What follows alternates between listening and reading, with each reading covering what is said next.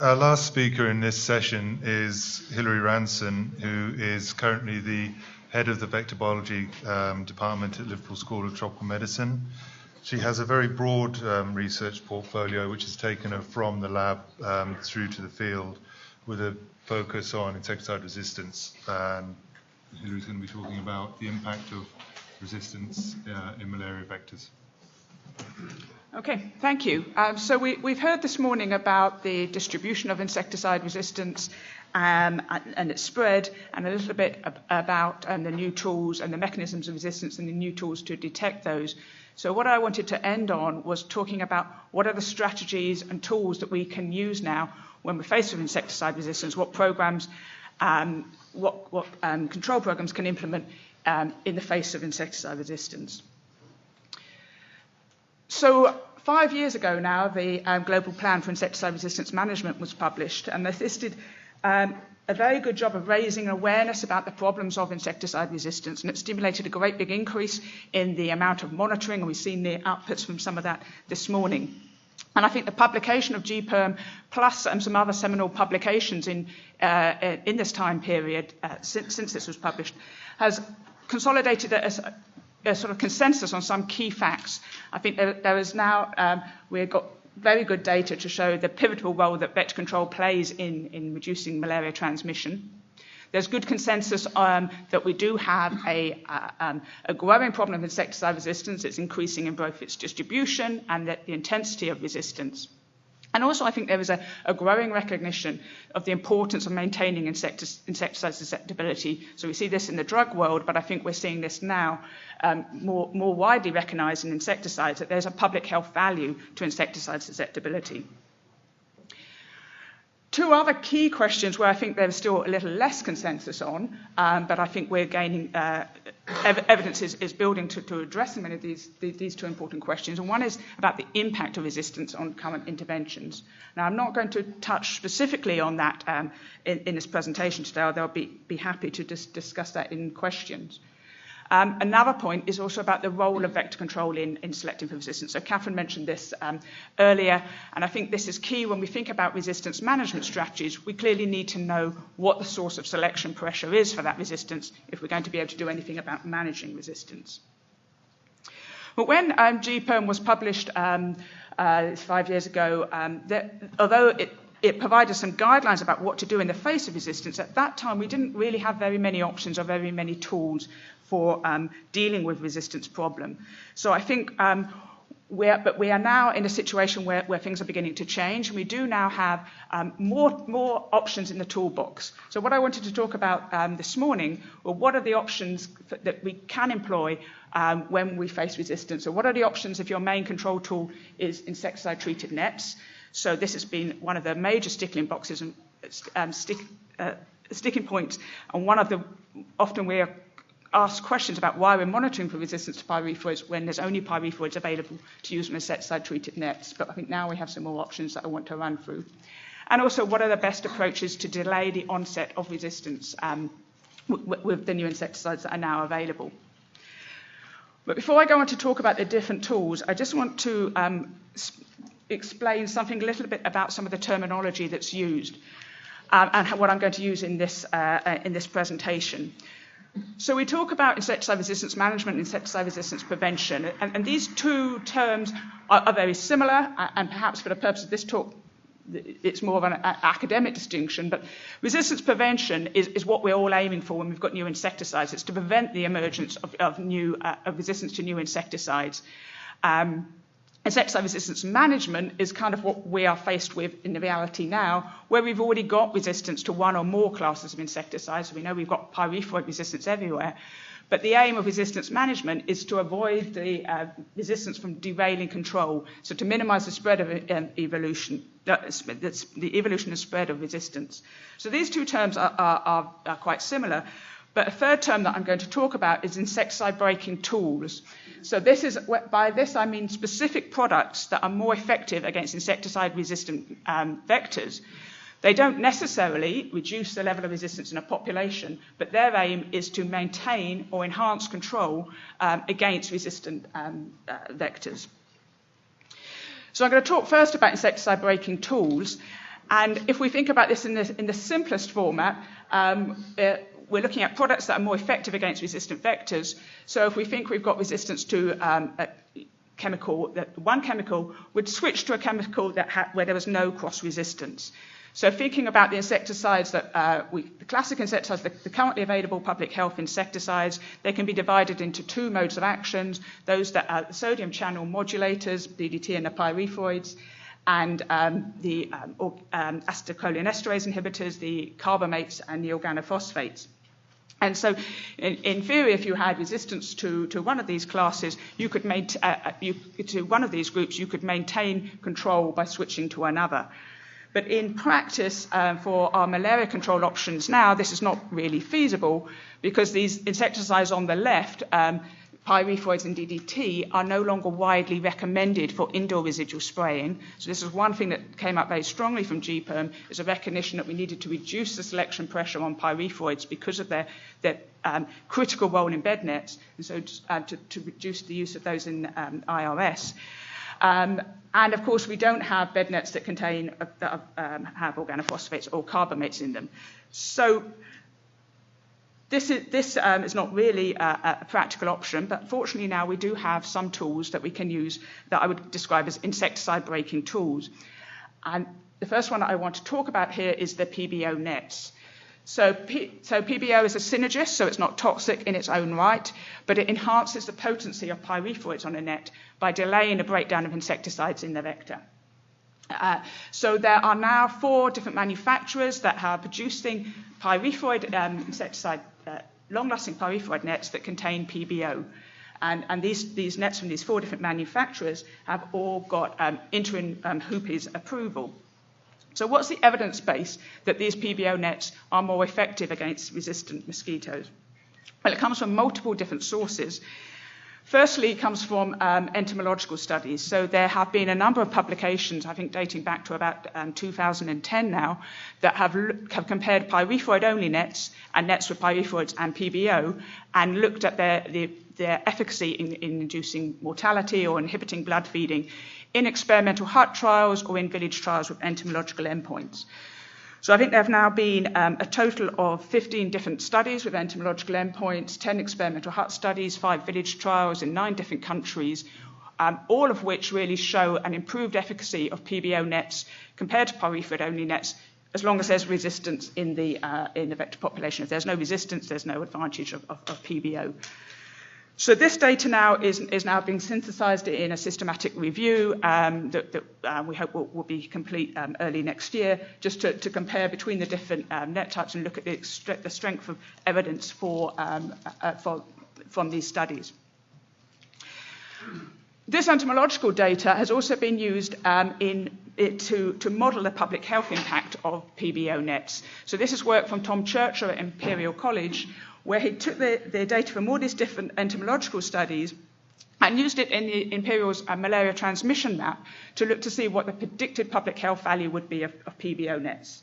So just to show what we're looking at here, so this is one scenario on the left here, and this is a particular scenario where it's an area of quite low malaria prevalence, with 10% malaria prevalence, and high bed net coverage. So what we're looking at here is different levels of resistance in the mosquito population, and an increase in malaria cases as resistance increases.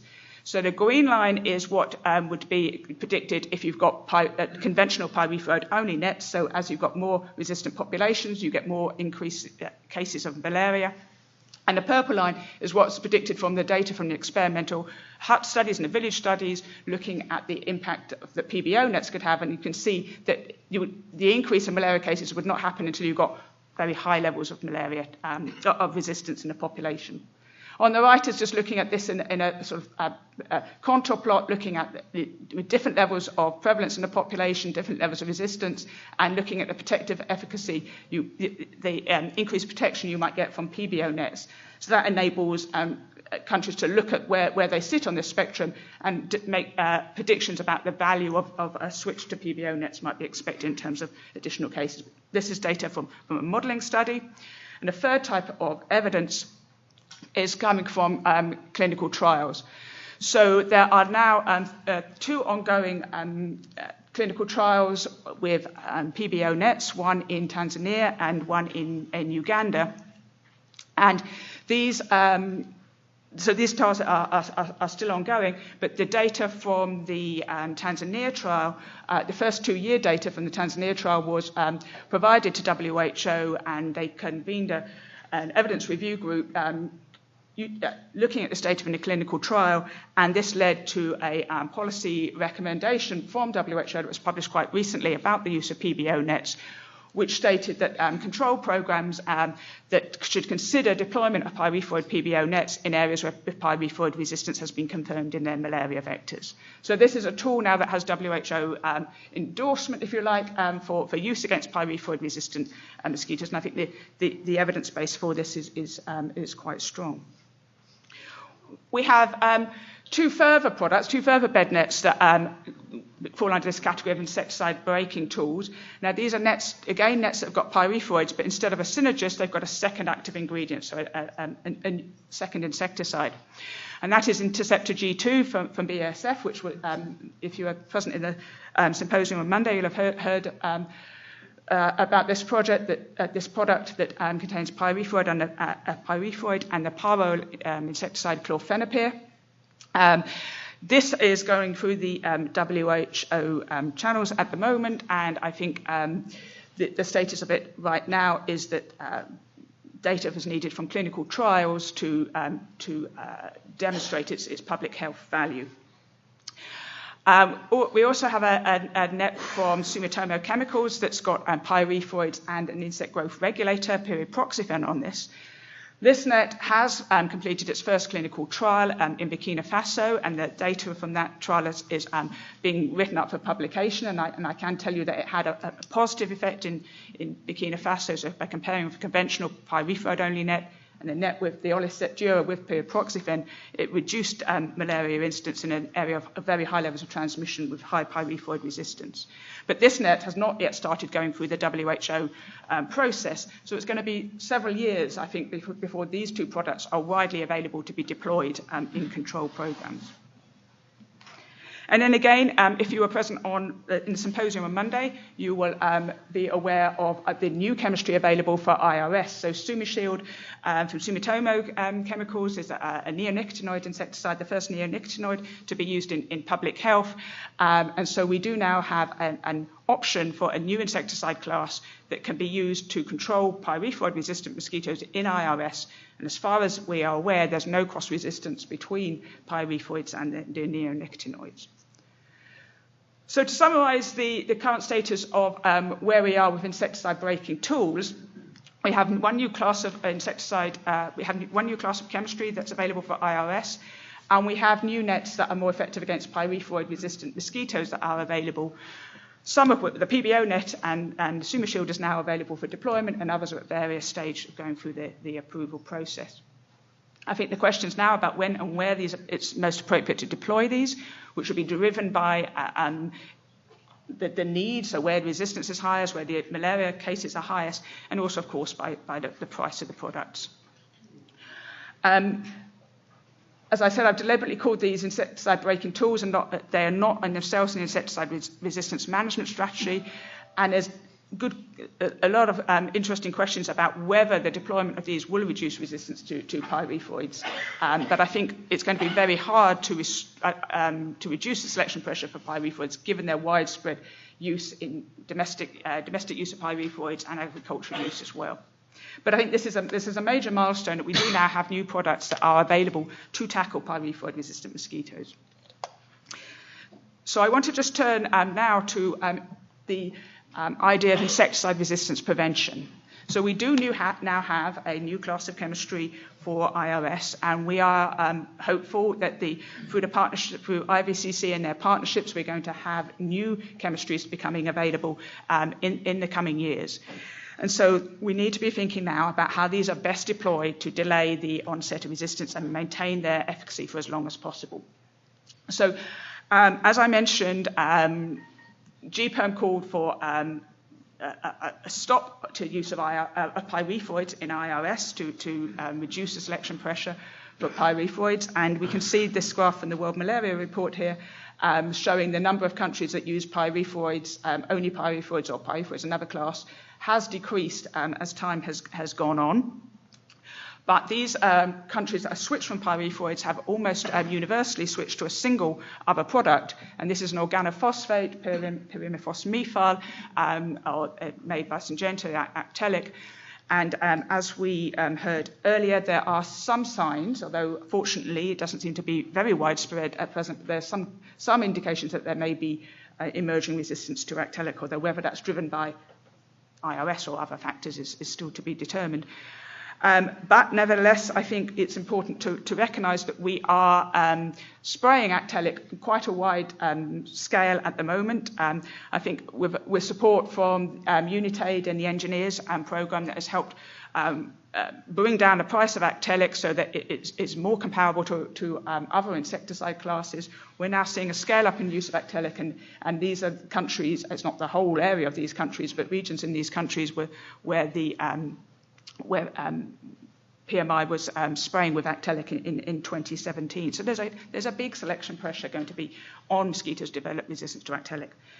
Fortunately, as I said, we now have another insecticide, but I think this is going to be a real test of the commitment of all stakeholders to insecticide resistance prevention. What do we do now that we have SumiShield available? How do we deploy this in combination with Actelic to try and maintain susceptibility? And there were lots of different theories as to how we can best reduce the selection pressure for resistance.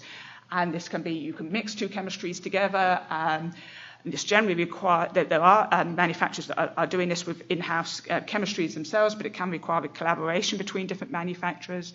You could use a micro-mosaic so that some houses were sprayed with one insecticide and some with another. And both of these two approaches rely on the assumption that it's very unlikely that a mosquito would simultaneously develop resistance to two different chemistries at once, and if they're being exposed to both of these, that's going to delay resistance. Or you can rotate between different insecticide classes you spray with one and then you spray with another. And then the assumption is here that once you remove the selection pressure to the first chemistry, resistance will decrease because there's a fitness cost or there's immigration of susceptible mosquitoes from adjacent areas. And of these, probably rotations is probably the most practical option to consider for IRS and for these new chemistries. But how to actually implement this in practice requires some thought, because there's a challenge is between the different conflicting pressures on programs in order to, and on manufacturers and the supply chain to try and maintain a stable supply chain, to ensure that costs remain relatively constant, and but also to ensure that we're implementing the best insecticide resistance prevention strategy we can. So I'm just showing this slide here that's sort of work in progress, but some ideas that have emerged out from discussions with the engineers programme and their external advisory committee, I2I, malaria control programmes and other stakeholders about the concept of potential of a subnational rotation, where instead of rotating across the whole country with an insecticide in 1 year and then switching to another the next year, the country is split up into different districts, and each district receives a different chemistry each year. And the advantage of this is that that means that you've got similar levels of, it's a simpler procurement and more predictable procurement pipeline when you know what you're going to be buying each year. It's a similar cost as well, but you are still rotating insecticides and having hopefully reducing the selection pressure on resistance. So this is something that is being discussed at the moment. Finally, I want to just say a quick word about resistance monitoring and the importance of this in this whole process. And clearly, monitoring for resistance is essential to evaluate how well any insecticide resistance management or prevention strategy is performing. And for that purpose, using discriminating doses is the sensible way to go. We're trying to detect the emergence of resistance as it first appears. And we are working with many other partners trying to develop discriminating doses and for these new insecticides coming through. But I think there's also, we do need to think about the purpose of resistance monitoring for decision making as well. So sometimes it's a discriminating dose because it's not related to field failure, might not be sufficient to make decisions about what's the best appropriate tool to use. So I think we do need to be rethinking some of our monitoring decisions. And of course, any insecticide resistance management strategy does require an understanding of cross-resistance, and I think this is something we just need to really bear in mind. We know very well about target site resistance and the cross-resistance between DDT and pyrethroids, for example, or organophosphates and carbamates. We know something about cross-resistance due to insecticide metabolism. We know that some P450s can metabolize pyrethroids and carbamates, for example. There's also some examples of negative cross-resistance where we've got P450 resistance increases the susceptibility to some other insecticide classes. But this resistance mechanism, which I believe is becoming increasingly important, it's been largely overlooked, where you've got reduced penetration of insecticide, could cause resistance to multiple insecticide classes, and that's something we really need to be aware of.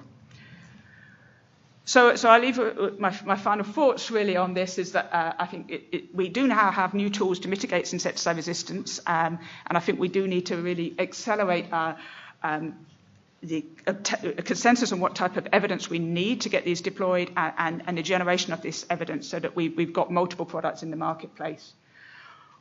As we have new chemistries available for IRS, we really need to be ensuring that we're not making decisions on where and when these are deployed solely based on which is the cheapest product, but we're looking about preserving the susceptibility for the future.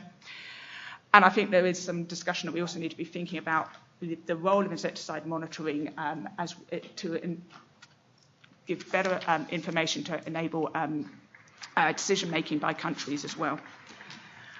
And I'd finally like to thank colleagues at LSTM and IBCCN, particularly the engineers programme, for discussions around some of these issues. They may not agree with me on all these points, but I appreciate their discussion.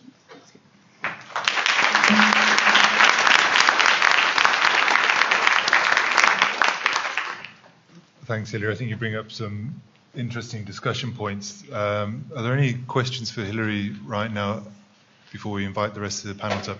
Jerry?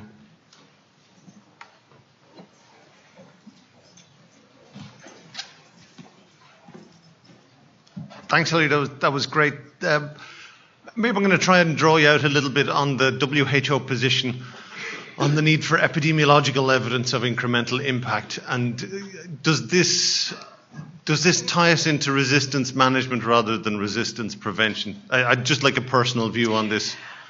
Yes, it does, because inevitably it's going to delay things for 4 or 5 years before we can get these products out there. So it will delay it. Whether it should delay it is, obviously we need evidence for new tools before, especially if they're going to come at a higher price tag, and then maybe coverage issues. So we do need to be sure that the evidence is right. Whether you can get that evidence from entomological endpoints for some of these products that have similar modes of actions as to products that have been used for many years with great effect, I think is something that we really do need to be debating. Hi. As you're building these ideas about subnational rotations and all that, are you considering other factors in the landscape like agricultural use of insecticide? Because that's, you can do all the planting in the world and they're going to spray whatever they have. And to be honest, I mean, that's the reality with any, and that's why I put that point out at the beginning. If we don't know what the selection sources are for resistance, there's very little we can do about managing resistance. And because at the moment, all of these new products that we've got coming onto the market are all agricultural use. And so we don't know what level of insecticide selection there is from use in the agricultural market. And with the best will in the world and the best resistance management strategy, we still may find resistance coming up because of that. Hi, Hilary. I noticed that you didn't make any mention of the use of non-insecticide-based tools, and I just wonder if you could comment on the use of, for example, something like environmental management for resistance prevention or management. Yeah. You're right, and that is an oversight because, of course, the best way to reduce selection pressure for insecticides is to use less, and so anything that will reduce it by other forms of control that reduces selection pressure, of course, should be incorporated into a resistance management strategy. going to be for Hilary, I'm sure, but can just invite the other panelists up as well, and maybe we can open us up to a broader discussion at the same time.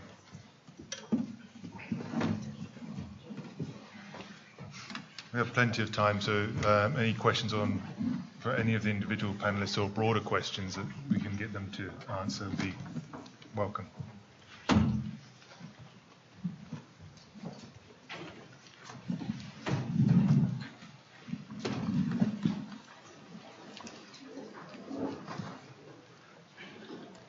Brad Lucas with the PMI AIRS project. I had one last question for Hilary, which is, what are your feelings on terms of the effectiveness of the micro mosaic approach versus a sub-national approach for rotation?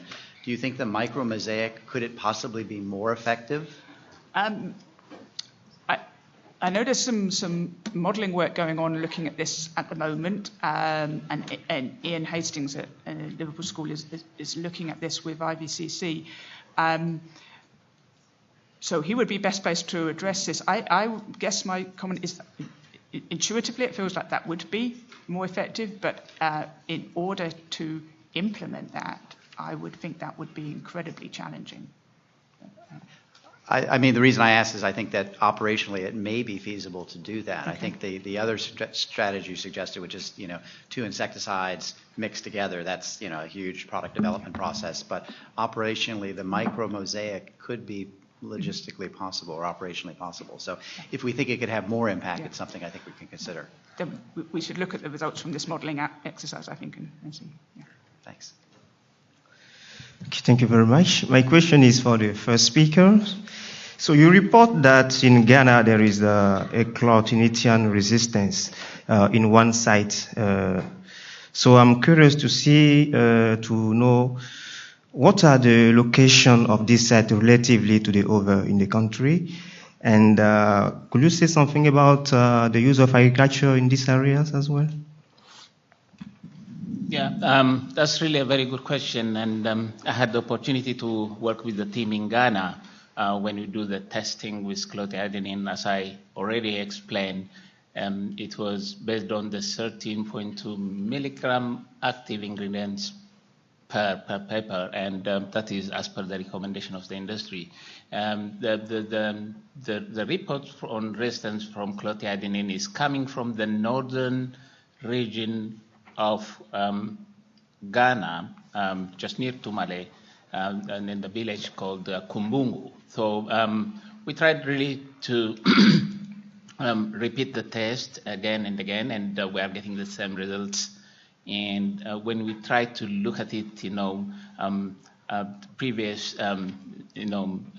insecticide resistance history in the area, just about 7 to 10 kilometers where we have done the test on what kind of mechanisms involved, we've seen that a lot of oxidases are involved in some other areas, but not in this particular area. So there is a lot of interest maybe for us to further investigate what happened there. So that is to my knowledge what it is happening with that test.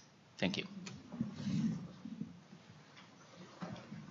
I just want to follow up another question from your presentation. You were showing primus methyl resistance in a lot of these countries. And one of the things we're now talking about is stewardship of all the new AIs that are coming onto the market. What are the plans? Are you going to be spraying primus methyl again, or? Yeah, in all these areas that we have documented resistance to pyrinphos methyl, they are all non-IRA sites. The program has really regular monitoring, and we're closely following on where we have resistance coming from based on the WHO tube test. So all these data and indications are coming from non-IRA sites, and probably this could be due to other related class insecticide related to organophosphates could be the potential cause. So yeah, that's what we know. My question is for Hilary. I just want to know what you think about the use of mixtures and combinations that include pyrethroids when there is already widespread resistance to pyrethroids. We do have some evidence from the field that shows that adding pyrethroids, you still have that residual excito-repellent effect that can be protective sometimes. But how does that play into resistance management and maybe further resistance developing? That's a very good question, and I think Corinne, you probably got the most data on the relative performance of these different products, and I hear there's some very interesting results coming out of some of the studies on mixtures, and I guess I'm a little pessimistic about resistance management with pyrethroids. So in that sense, I guess I would think we need to be preserving the susceptibility to new insecticides. I think that we don't have much chance of restoring susceptibility to pyrethroids, given how widely they're used for other purposes as well. So from a resistance management strategy, personally, I wouldn't be too concerned about the mixture approach, and if it's giving greater efficacy, that's good news. But that's controversial, I know, and other people have different opinions on that. So I used to be an agricultural entomologist, and we every time I've come here, I hear a lot of talk about, this overlap between the two, but there's absolutely zero kind of, everyone says we should talk, but we never talk. Is there any plans to talk? Because even for the previous question, we have tons of examples of where we've tremendously failed and succeeded using mixtures and all these kind of things. We've done all this, and is there any plans for communication with these in the IVCC or any of these groups to talk to agriculture, considering these two systems exist right on top of each other anyway? No? Yes. I guess maybe I just comment on one thing. I mean, I think one encouraging sign is that in the countries that have where insecticide resistance management groups have been set up, then often the Ministry of Agriculture is included in those discussions now, at least. So there is some dialogue about which insecticides are being used where. But yeah, there's still not enough dialogue between them. So if we created a symposium where we bring in some agricultural, would that be interesting? Yeah. If I can help answer that question. I don't see Matt Thomas in the room, but 2 summers ago at Penn State University, Matt Thomas convened a symposium between some world-class agricultural entomologists and some public health entomologists to really look at what are the lessons learned from IPM that we can put into IVM. So there have been some attempts in the past, but you're 1,000% correct. We really need to join forces with these two fields. And maybe it's WHO or PMI who can help do this. Yeah. So actually, sort of to tag on to that, but from an area of great ignorance, because I'm a clinician, I'm just wondering if there's any consideration of what happens to pollinators in all of this. Yeah, there is a lot of consideration. A lot of the programs we do, it's indoor insecticide use, so inside the house we don't really normally hit the pollinators as much. And with the new things that are coming out, like the baits and the attractants with that, they've designed them in such a wonderful way that the pollinators aren't impacted on. It's been quite a nice piece of work that was presented in the first session, I think, with the IVCC earlier on. So yeah, they do take a serious interest in the pollinators and not trying to have an impact. Thank you. I come the second time. One of the big lessons we could learn from Hilary talk today is how to deploy in the field at council level, for example, the new product we have coming on the table. So based on this, I would like to return my question to the Atlas mapper, because we clearly see in this morning that they present some modeling based on pyrethroid and also the DDT, for example. I'm curious to see if you have some data on the modeling that integrates the different classes, such as the organophosphate and carbamat, combined with the pyrethroid, And based on this, what we could learn about this to maybe give a sort of starting answer to the question raised by Hilary. Thank you. Yeah, so we're definitely interested in that question, and we came to the issue of cross-resistance with an open mind. So we haven't used any data on what's been found on the field in our models. We've just let the data show us what patterns and relationships are there. So we'd be interested in cross-resistance across all four classes or any pairs within those. But we do have issues of data for the organophosphates and carbamates. So within the organochlorines, we had less data, but most of it was one insecticide, DDT. So we were able to do something there. But for the individual carbamate and organophosphate insecticides, there's less data. And for the organophosphates, there's less variation within that data. So if there's no variation, we can't model it. But we're still thinking of different ways of approaching those two groups and incorporating them because, as you say, it's important to have all four.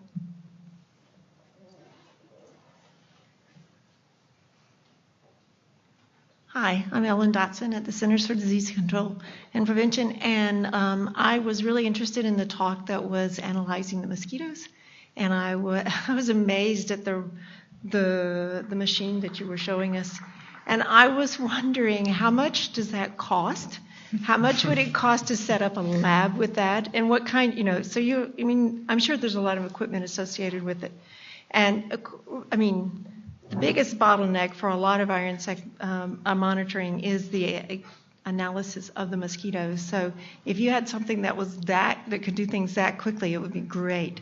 But it would be nice to know what kind of, upfront costs we would have before we started purchasing something like that. Thank you for your question. Unfortunately, I cannot comment on the exact cost at the moment because all this process is under development.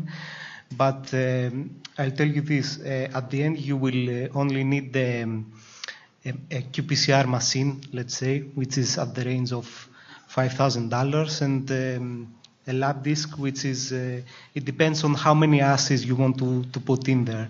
But certainly it will cost less compared to the current approach, which takes every mosquito individually and you do the qPCR for each mosquito there. So it's definitely, per assay the cost will be 30 cents, let's say. Okay. Dan Shumlas, U.S. Navy.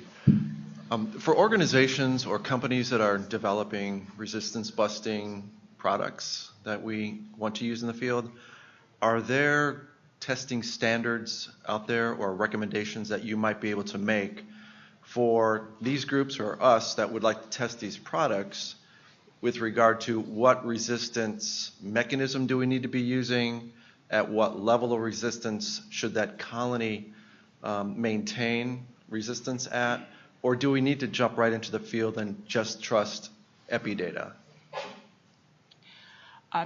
There is some guidelines that have been published by in the Vet Control Advisory Group about what type of resistant strain or what characteristics of a resistant strain should have in order to be able to test products that might work against them. So there is some guidance on that. I think probably needs a little bit of further work, but yeah, and there are some strains that are maintained in laboratories that have got standardized resistance profiles and that can be used to test those new products.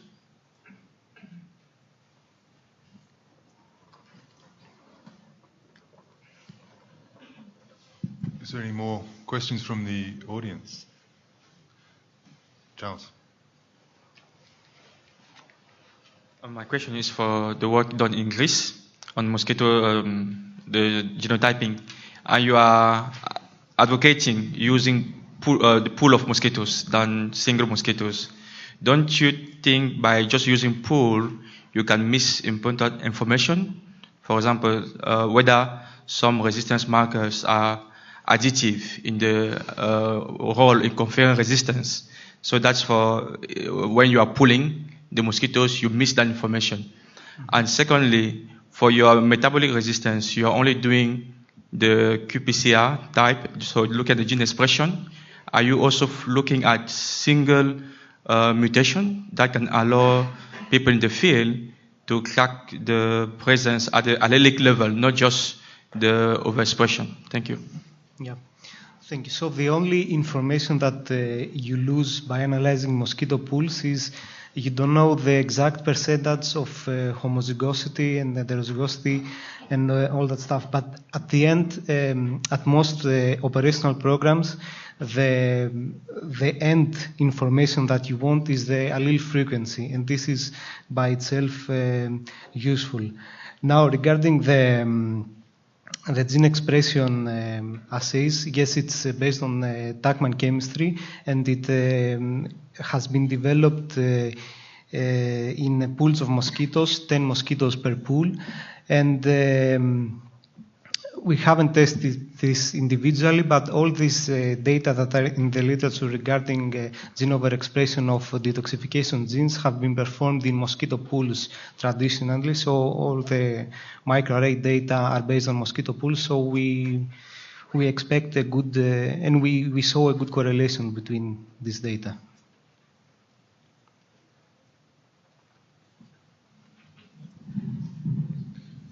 Okay, I think we're kind of coming to the end of this, and I think just to sort of summarize, I'd like to thank all the speakers who've managed to highlight, basically we know there's resistance out there, and shown us that there is a way of doing some of this monitoring and evaluation, but there are still some gaps inside the data sets that that we're trying to fill at the moment, and that we're seeing new tools coming onto the market to help programs to actually do some of this monitoring and to fill in some of these gaps themselves, which is good. And we're also seeing new AIs and new products. And every time I go to meetings, everybody's always been saying, we need new products, we need new tools for control. But this year, we're actually seeing presentations of new tools and new products for control.